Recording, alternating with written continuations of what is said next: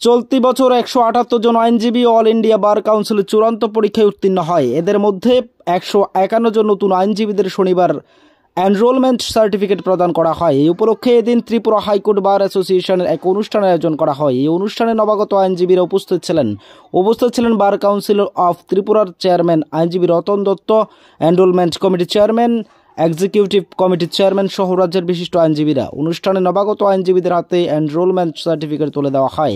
এদিন bar council of ত্রিপুরার chairman বিশিষ্ট আইনজীবী রতন দত্ত এই সংবাদ জানিয়েছেন। তিনি জানান, নবাগত আইনজীবীদের হাতে সার্টিফিকেট অফ প্র্যাকটিস তুলে দেওয়া হয়। নবাগতদের বার কাউন্সিলের নিয়মকানুন সম্পর্কেও অবগত করানো হয়। সেটা হচ্ছে আমাদের যারা নতুন অ্যাডভোকেট হয়েছেন, যারা 2 বছর প্রফেশনাল ছিলেন এবং তারা একটা all India bar council exam পরীক্ষা দিয়েছেন, এটাতে পাস করেছেন। পাস করার পরে তাদেরকে আমরা বার কাউন্সিল থেকে আমরা পার্মানেন্ট এনরোলমেন্ট দিই। আজকে যারা পাস করেছেন তাদের সংখ্যা হল 178।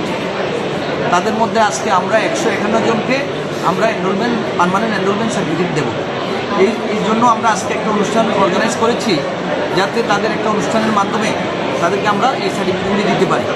এবং আজকে আমরা এই সভাতে 151 জন আছেন, সবাইকে আমরা এনরোলমেন্ট সার্টিফিকেট দেবো এবং সঙ্গে তাদের আমরা একটু উষ্ণ অভ্যর্থনা দেবো। এই হলো আমাদের সরকার programme.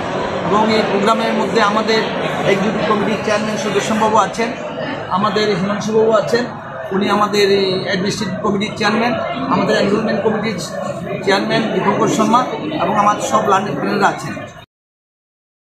Bureau report, as Bharat live 24 hours.